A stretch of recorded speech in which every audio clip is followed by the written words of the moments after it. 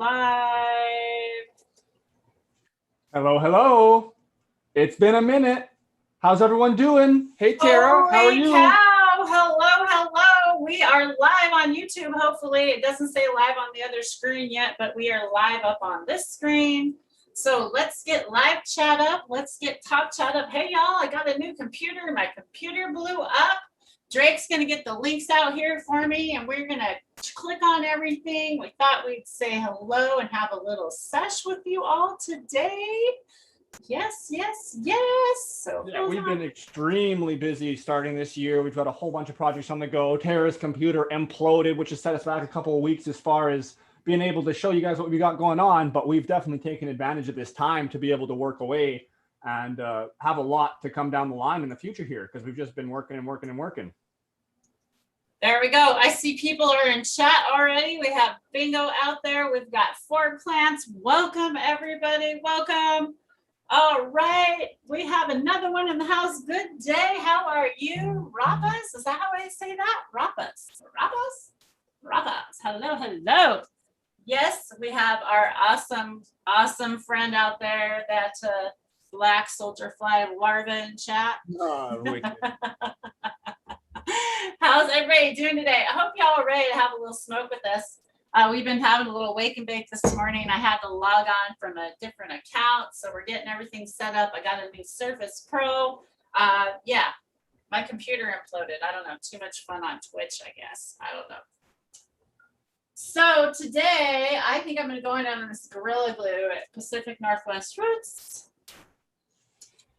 Got that in the house today. I'm going to open up that and I'll show y'all what it looks like. Nice. And if you are here with us live, make sure you have it up on live chat and not top chat, y'all, or you will miss some comments. Okay, open this jar here. Oh man, it's got a seal on it. That's quite the seal on that jar. Okay, there we go. There's some bubble hash. Ooh, looking awfully hashy. There we are. I'm liking your new camera. That's coming in good. That was well, actually, the camera is not. It's the computer. The camera is, yeah, it's just a new computer. I don't have it on that computer, but everything should, the sound and everything should still be the same. It's just, it's a faster operating system. I'll be able to share a lot more videos, and it's going to be a lot speedier. So super happy with that. We got garlic breath. Someone's smoking on some garlic breath out there. Awesome, awesome. Got some of that black garlic going right now, which is garlic breath crossed with blackberry. And we've got a pheno that's leaning a little bit more blackberry and sweet with a twang at the end. And then we've got one that's got the breath. So I'm excited for that. Awesome. I'm just jumping on some diamonds. Gonna go in on some acorn. My computer's not showing as well, but you get the picture. I am gonna go on a cold start, so I don't ruin my bubble today. So what's everyone been up to in chat? What have you all been doing with this hiatus? Have you been poking around and watching other stuff? Has everyone else been in the kind of this, you know, I was calling it a faux spring, but we've just led right into an early spring, a super early spring. So I've been taking advantage of that and out foraging birch logs and getting stuff ready for the beds. And Tara and I are making all sorts of different amendments and certain things that are going to be coming down the plate pretty soon. We'll be discussing about that in the future really quickly here. So we're curious what everyone else is doing. What does your guys' kind of spring prep look like, and where's everyone at? You got plants going yet? You're going to start them soon? Where are you at? And what are you puffing? We always want to know what you're puffing. So again, I'm Sammy says he's throwing in on some Gorilla Glue with me. Awesome, oh, cheers. Sammy. Well, let's have a nice cheers together. And welcome, y'all. Hope you're having an awesome, happy high. And what is this, a Thursday out there today? Yeah, we've rounded to Thursday. We wanted to just come on and at least say hey to everyone and see if the computer was going to let us go live and not give us too many technical issues, which I think we're doing pretty good so far. So come have a happy little session with everyone. Yes, we have been super busy getting ready for spring. I've got some JMS that I'm going to be making again today. If y'all are wondering how to make JMS, I did it on a few videos back. And it's so easy to make. It's amazing stuff. It's part of this Jawdam recipe. If you're new here, you're new to the channel, I just want to talk to you a little bit here. Let me pull out this book. This is the book I'm talking about right here. Got some recipes in there. It's been, we've been really diving deep down this rabbit hole, Drake and I, and we have an amazing gentleman that's been working with us and teaching us behind the scenes. And I'm super excited to be able to share so much of this stuff with you as soon as we learn it. So we're hoping to learn all this stuff and then get this information out to you. So I'm super excited to be sharing this. Yeah, maybe try and get some little, you know, how to do videos. Ones. I mean, there's already lots out there, but it's always good to have, you know, different people's perspectives. And, you know, myself, I really thrive from seeing a bunch of different people doing the same thing with their different processes, even though it may be the same end result. And once we have a level of certainty with our process, we'll definitely do a little bit of filming and get some of those up so you can see exactly what we're doing and our techniques in the way that we feel is the way that's been shown for us to do it. And, you know, just to kind of explain a little bit, because we've been kind of all over the board on my on our channel here. We've talked to people who do KNF. We've talked to people who are salt growers. We've talked to people, you know, who do their own formulas in their own backyards, which is kind of what this Jawdam book is, which is kind of like KNF, which is natural farming. It's all considered natural farming. Also biodynamic. That's another one that people throw out there. But the thing about the Jawdam and why I have decided to go down this path is it's really the most economical, most affordable, easiest way to grow and most sustainable. So these are things, and healthiest for me and for my plant and for the planet. So that's kind of a reason that I've chose to go down this direction. And once I've become more familiar with like all of the styles out there, and you really kind of do need to pick a lane. And why I'm going to say that is because if you go down the KNF road, there are several inputs that are so important that you need to go along with that KNF guide. You can't just put, you know, OHN or one solution of this part in there and not go the rest of the way. It's so important, and I'm understanding this. It's like baking a recipe. Like when you're making a cake, you can't leave out a certain, you know, an egg. You know, what's it going to do? It's not going to work, right? And that's a recipe. We're working with recipes, and we're working with them on a long growing season. It's the whole life of that plant is a recipe. And I'm super excited to be able to offer this. And I'm so happy that we're working with this guy offline. And Drake and I are just, oh, are we not excited, Drake? Oh, so excited. And that's a great point. I'll second on that again. It's just whichever path you choose to go down, because there's so many different ways to kind of get to a very similar end result here, which is amazing product that's ideally sustainably grown and helping the planet, helping ourselves, and helping everything. So there's quite a few different paths to get to a very similar result. But as Tara was saying, just, you know, whatever you're choosing to go down, go at it really firmly. Like, just make sure you're really giving it your all. And if you already have a system that works great, you can look at these other systems and start implementing things. We're not saying we're against that by any means, but you have to know you have to have a great understanding of the whole system to know which parts you could break down and maybe implement, and which ones would be the best way to kind of start going down this road. If you're in one set path and you're like, you know what, maybe I want to try this way.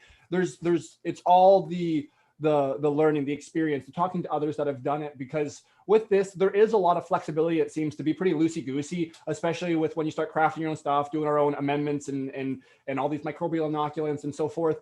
But that doesn't mean that you won't have a lot higher level of success and repeatability and stuff by being more anal about everything, by being more precise, by writing everything down, by knowing what you're actually doing, and by not necessarily winging things as much. And we're all for that too. There's trials that are going to progress things that people just aren't doing, and that's how things get furthered. So go ahead, like, try these things, but be careful. And, you know, in our opinion, and what we're doing personally is we're not trying something new and something out of the book, let's say, on a large portion of what we need for medicine, or what we need to have finished at the end of the season. We're going to try it with a very small portion if we're lucky enough to be able to have a section that we could sacrifice. So we're all for furthering the information and kind of learning stuff. But if you're going to try something new and really want to have repeatable results and give it a good, give it a good effort without just trying one or two parts of it and saying, oh, this doesn't work at all. You want to really, really go at it hard. So sorry, I made that such a long point, but it's a great point to key on. But overall, we're excited with everything we're doing because we're kind of following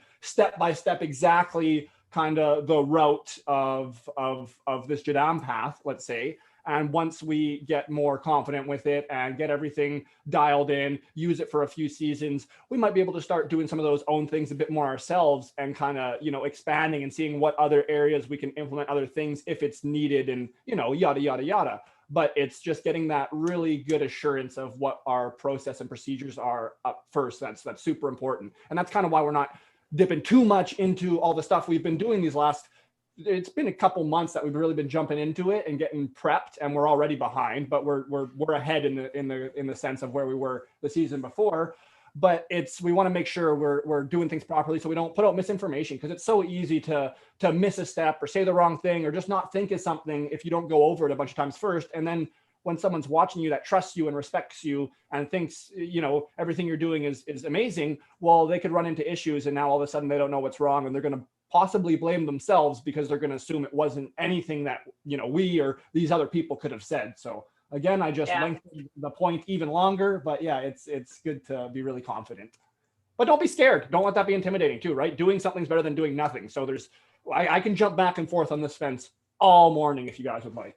But it is scary when you're talking about growing your medicine, and you're limited in plant count as a medical patient, and you're limited in plant count, and you only have, so much available to you. And dedicating a whole grow season, picking cultivars is so important, That's another thing that people don't realize, how important picking certain cultivars for your area if you're growing outdoors, if they're going to finish in time for your area. These are all things that we're learning as I'm definitely a new grower, but I've had amazing teachers along the way. So I feel like I've just been fast forwarded by, I don't know how many years, 10 years or so. Cheers, y'all. I'm going in on some more GG Boa. Yeah, that's another great point, Tara. And like even myself, I'm a very novice and fresh grower. I mean, in outdoor, it's been 3 seasons now, which is, a couple goes at it. Indoor, I've only been going for about a season and a half totally, which is, on my 3rd, 4th round of flower. Had veg and stuff prior, but still like the never assuming we got it all really helps. So to be able to listen to these amazing people that are in the industry, all these, and I mean, most of you in chat, everyone has this great input to have. So just to be able to listen to everyone, see what works best for them, kind of use our own discernment to be able to figure out what's going to work best for us and kind of take a good snapshot of what's working best in the industry and then just applying it. It's pretty simple. So if you're willing to not get really set in your ways and be, some things change. Like for how long would we grow at no more than 45% humidity in flower because we don't want any PM, we don't want any mold and so on and so forth. Well, now, as we learn with VPD, if you have an immaculate room and perfect, like 100% control of everything, you actually want to be cranking that up and following the vapor pressure deficit and these different ideals that we didn't really know about. That's actually gonna, like, you can just see the science behind it and see how the plant's actually growing in a happier, healthier manner due to being in an environment that it thrives in. So it's like, if to instantly be like, oh no, the hell with that, I'm never going to raise my humidity ever. Well, now you might be holding yourself back a little bit, even though that's worked great prior. So it's just being open to new ideas and not extremely defensive off the bat is probably going to allow you to further a lot quicker. And as Tara mentioned, us being newer growers, I've been in the industry for a long time, seen a ton of product, and just from seeing what's coming around. And I mean, everyone's stuff's always the best. Everyone, if we grow products, always got to be the best. So it's kind of like throwing a grain of salt out there. But pretty nice products coming out from, in my mind, not minimal effort, but from what you would think is someone that had never been in the industry growing before. You think it's going to just be this 24/7 thing to be able to get the craziest stuff out there, and it's really not. It's stepping back, observing, following something that's proven to work, and the results show. So it's pretty neat to see. But what do you think, Tara? It's my turn to dab. I gotta stop talking here. Go ahead, take a dab. I'm gonna talk to chat out here for a bit. We have Visible Farms tuning in. He says he's got some amazing tests that he came out with this year. I believe Mr. Kilgore won a title. He won a cup. Yeah. Mr. Kilgore won a cup. Yeah, congratulations, Mr. Kilgore. Awesome. We got Salty tuning in. Thanks for tuning in today, Salty. How are you today? And Hazard Smurfs tuning in today. He says he loves growing in super soil. Awesome. Wicked. Great. Yeah, and if it's working for you, it's working for you. This year, I am in the middle of building new beds. I have discovered that what I have learned that I have 3x3 beds down into a pit area, and I have learned that I put them too close together. I only put like a foot between some of them, and the other ones I put maybe 3 feet, maybe 2.5 kind of between the rows. And when I grow these bigger plants, and I only grow 1 year, I can't stretch them out and let them get bushy. I have to kind of let them grow up taller. And that's a little frustration for when you only grow 1 time a year. You kind of want to branch them out. You want them to have more tops on them so they get bushier. This is my Congo that I'm super excited about to have her back. Thank you, Kevin Jodery, for gifting her back to me. I'm so glad to have you back in the garden this year. It's such a unique growing plant. It's so interesting.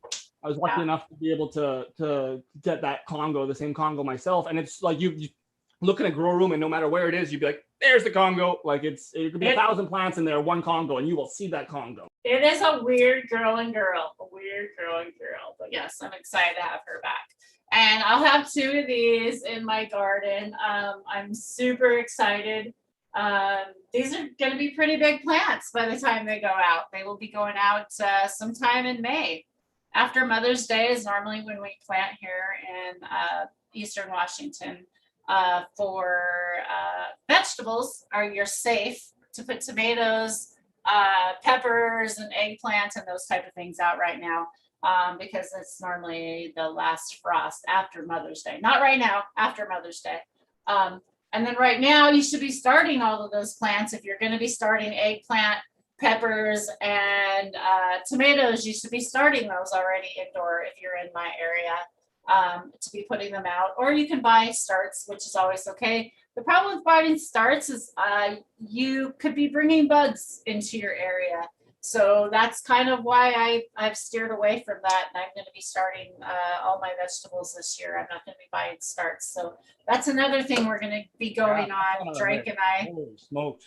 Yeah, amazing. Hey, Dutch, welcome. How are you this morning? I hope you're awesome, healthy, happy, and high out there, my brother.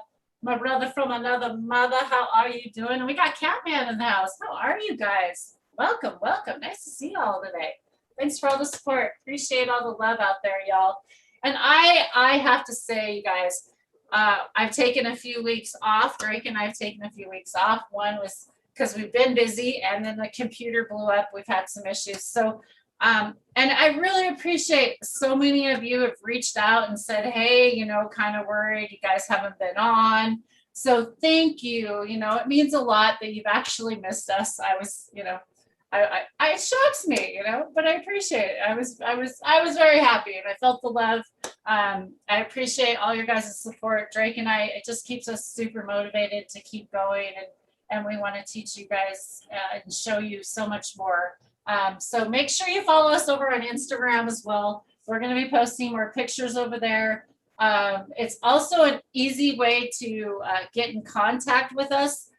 Or you can also email me. I do have an email at taralee@gmail.com if you do need to go hold of us in any way. Drake, what's the best way to contact you? Just Drake KO4 on Instagram is going to be the best way, the most direct. So. And you also have Facebook. So if there's people on Facebook, there's a Facebook account out there available.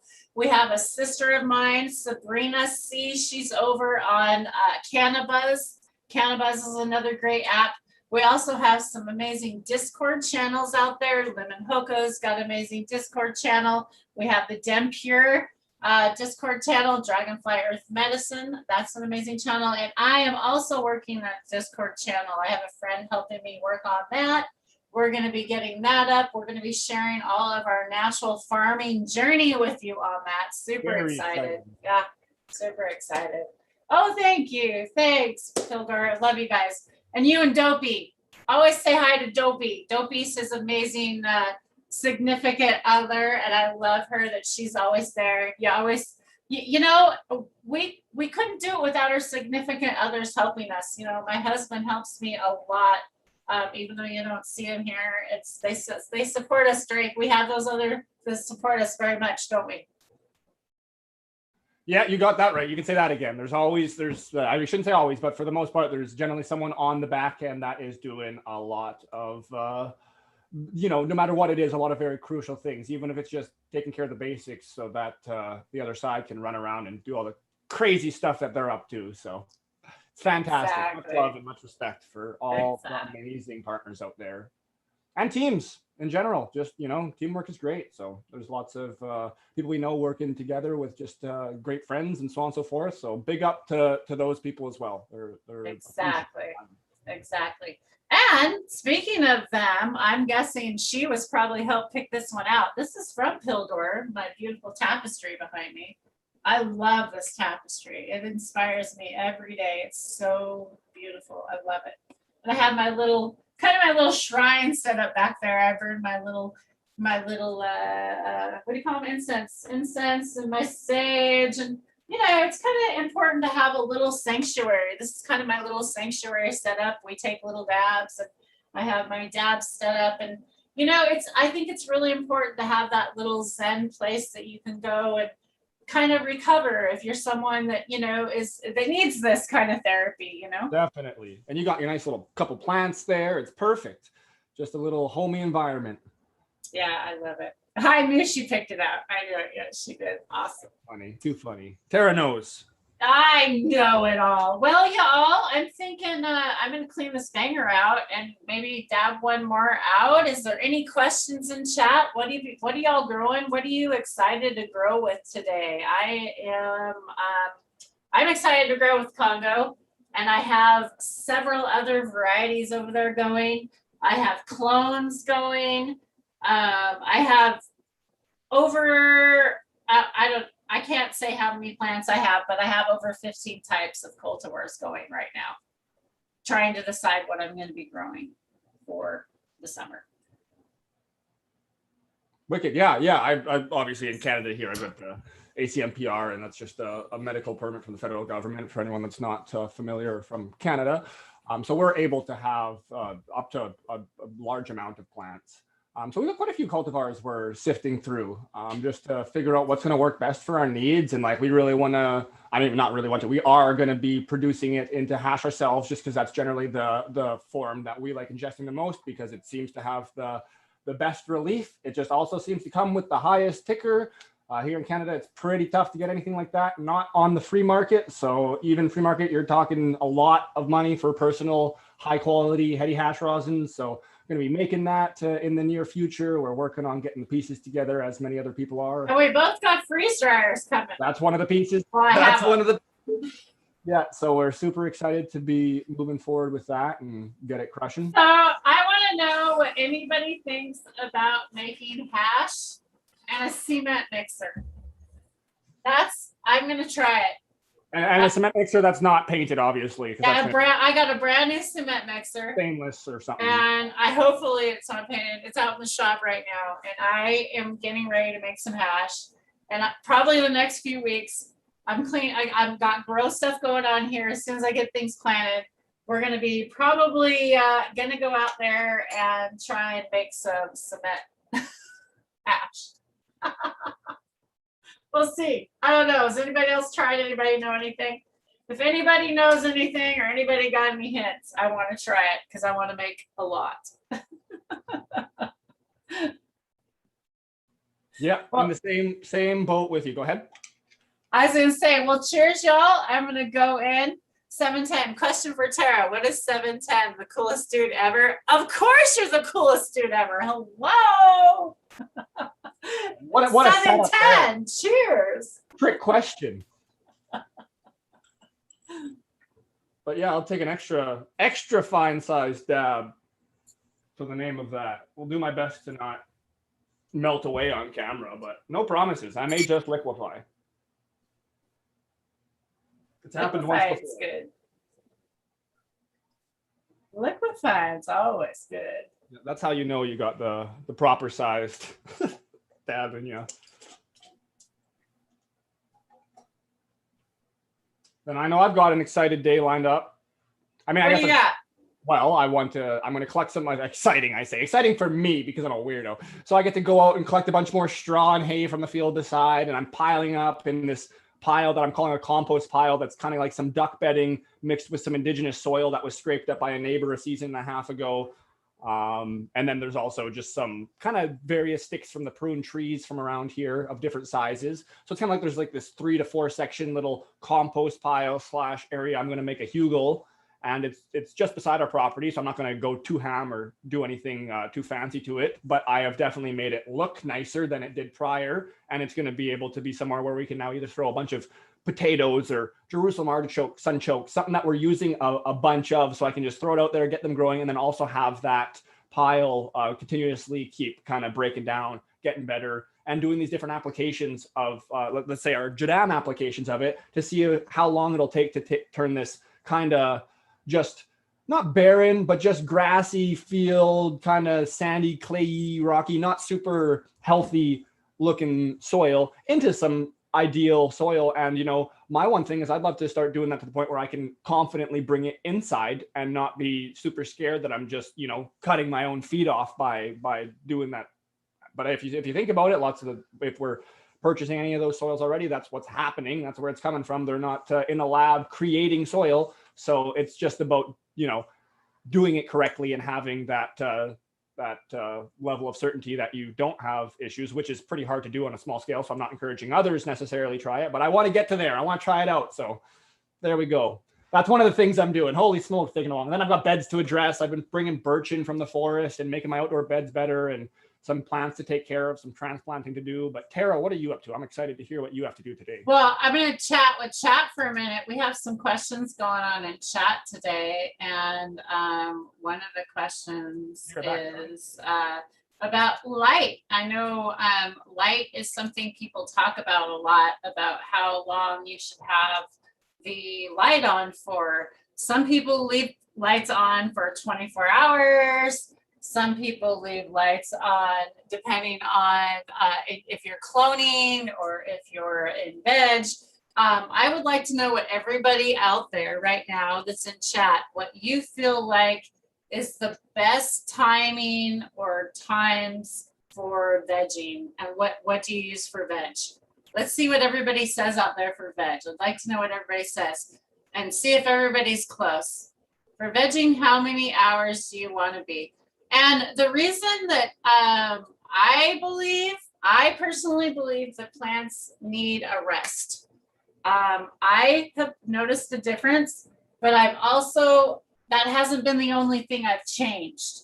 So it's hard for me to say that that's the only thing that I've noticeably known for in changing light.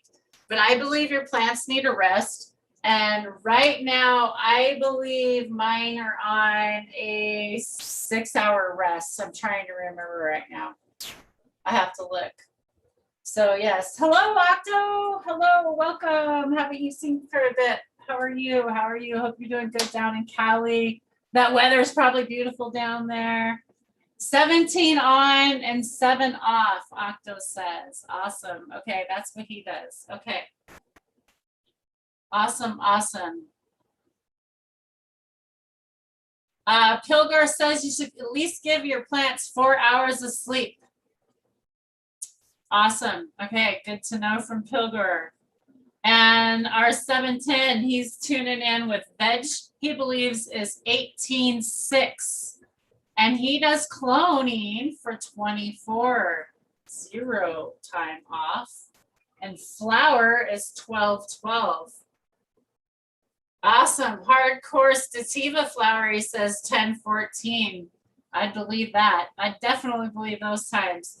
See, I love there's all these people tuning in out there. Thanks, guys, for all these answers, because you know what? There's not a wrong or right answer. I will be back most likely in a couple of minutes here, but is a potential I have to drive my significant other to work because the one vehicle won't start now. But I should be able to get it fixed up right away and be right back. But just in case I don't come back, it was great. No problem, Jake. I'll probably end the show here in a little bit, so we'll see you. We'll see. All right, you we'll see if there. I'm back or not. Cheers, right. Bye, Jake. Have an awesome and safe drive. Awesome. Yes, I love it. Everybody has 18 to 6 is what says Pilgar says is his sweet spot. Yep, that's awesome. Yeah, Tom is a cultivation. He's working at a cultivation facility now. Awesome. Good for you. It's better anyways, right? My friend and me.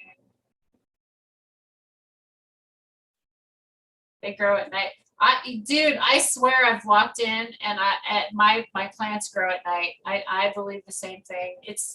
But I really believe like we need a rest. And if you think about it, if you want to be in the light on you bright 24 hours a day is just a little too much. And I just believe that would be a healthy thing for a plant. So that's where I am at, you all. What do you think about that? And